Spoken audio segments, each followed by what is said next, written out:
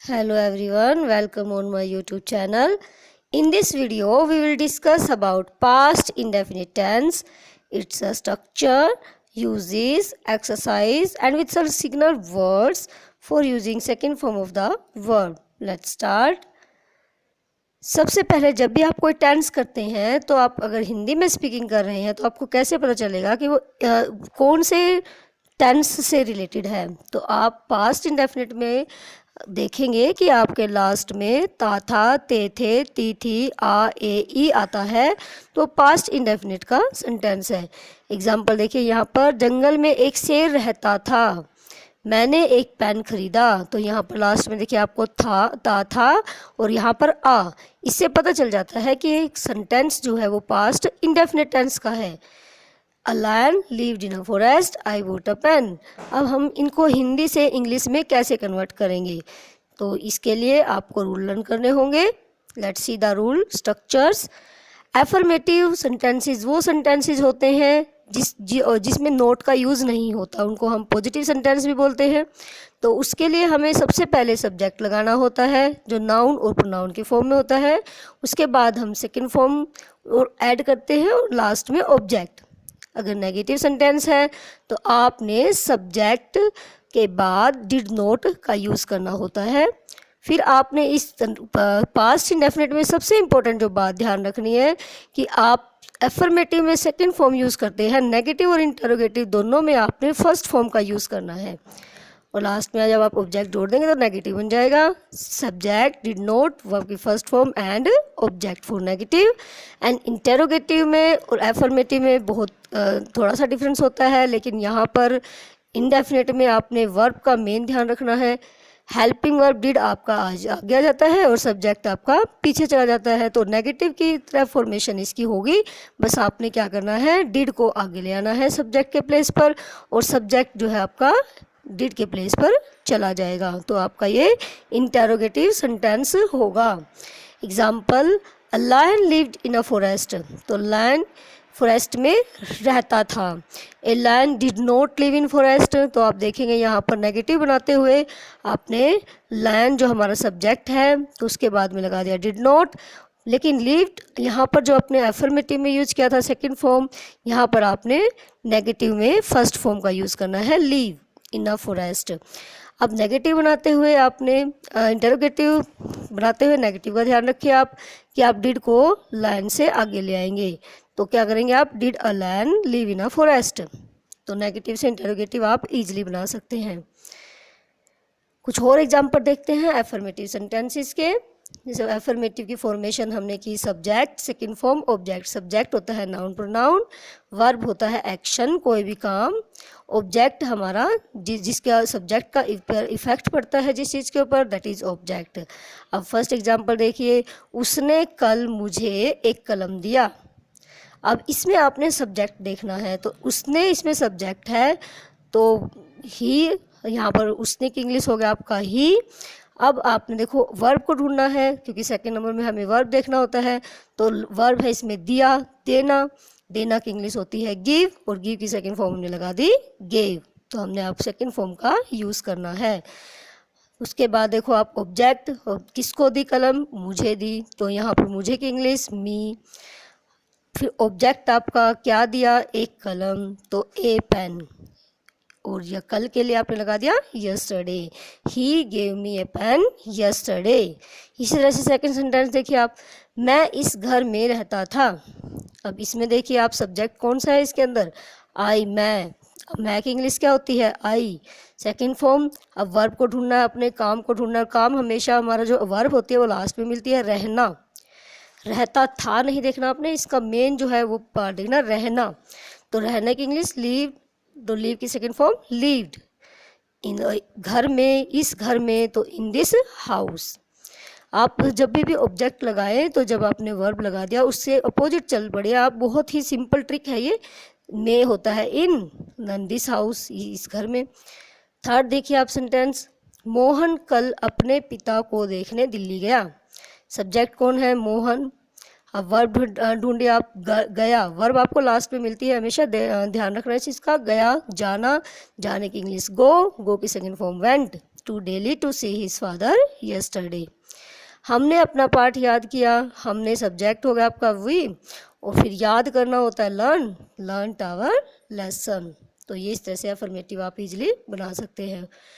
इसी तरह से नेगेटिव में आपने क्या करना है, सब्जेक्ट के बाद डिड नॉट लगाना है। और फिर फर्स्ट फॉर्म का ये बिल्कुल ध्यान रखना है कि सेकंड फॉर्म यहाँ नहीं आएगी, यहाँ पर फर्स्ट फॉर्म आएगी। अफर्मेटिव में आपका सेकंड फॉर्म होती है और नेगेटिव में फर्स्ट फॉर्म। वह कल हॉकी नहीं खेला। अब वह सब हमने सबसे पहले लगाना है सब्जेक्ट को, तो सब्जेक्ट वह हो गया आपका, वह क्या होता है ही। अब आपने लगाना है डिड नॉट, तो आपने इसमें चाहे सिंगुलर है प्लूरल है कुछ भी है, आपने डिड नॉट ही लगाना है। तो डिड नॉट।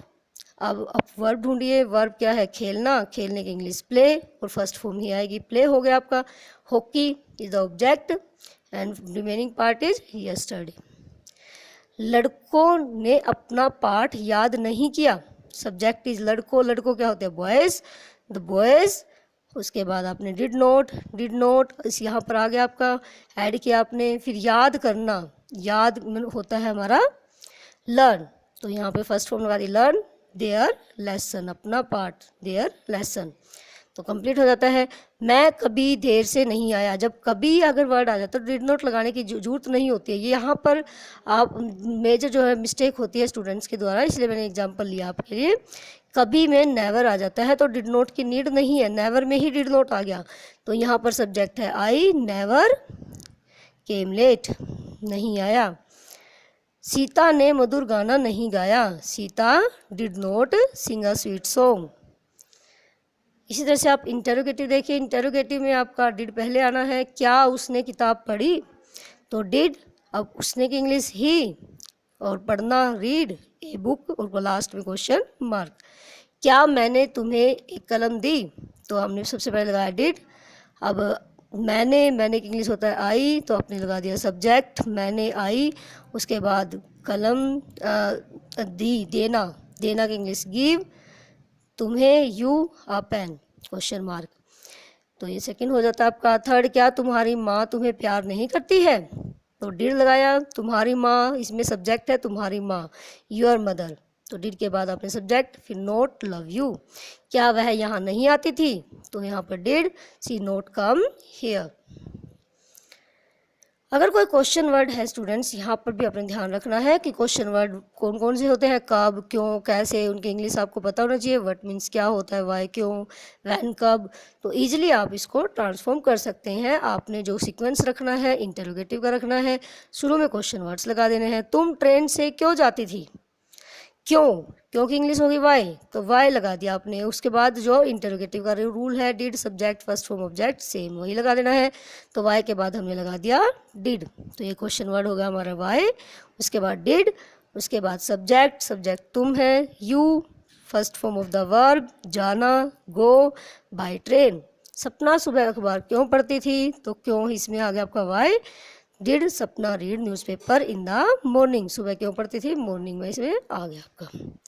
उसके बाद देखिए यूज़ हम कहाँ करते हैं आपका जो है सेकंड फॉर्म का या फर्स्ट फॉर्म डिड नॉट के साथ, तो यूजेस हमारा होता है to express completed action in the past, जो आपके पास्ट में काम पूरे हुए हैं उनके लिए।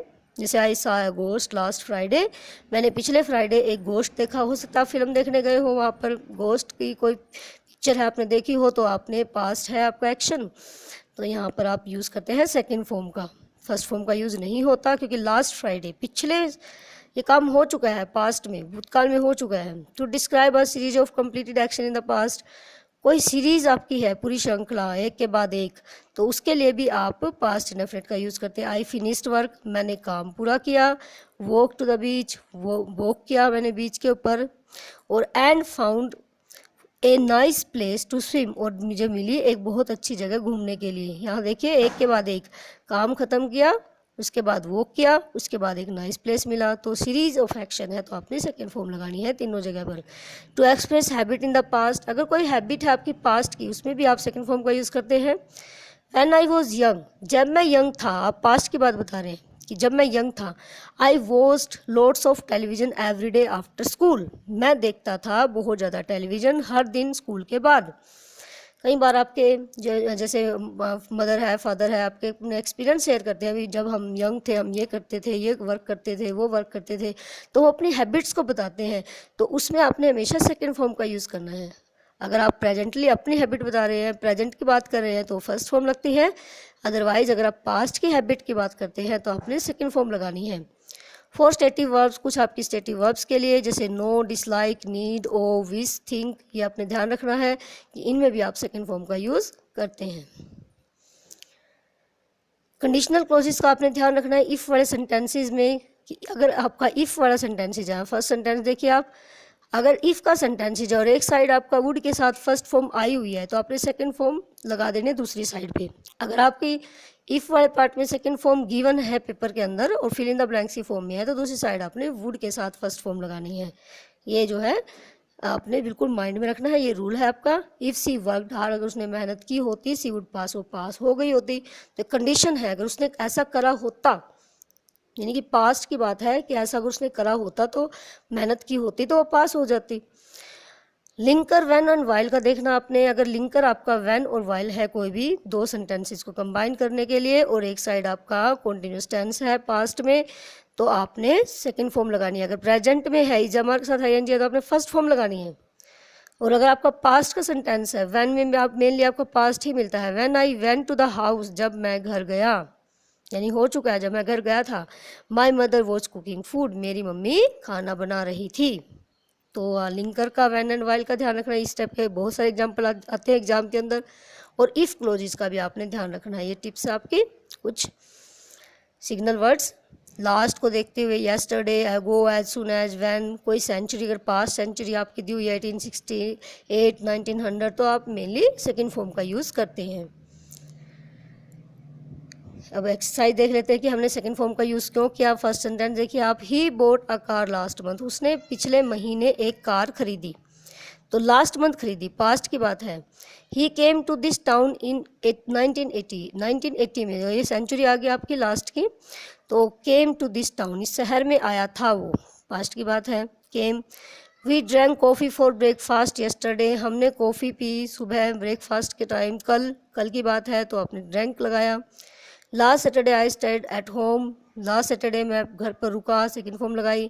While they were dancing we sang, जब जिस दौरान, अब व्हेन वाइल से स्टार्ट है आपका, और जब वो डांस कर रहे थे तो हमने गाया।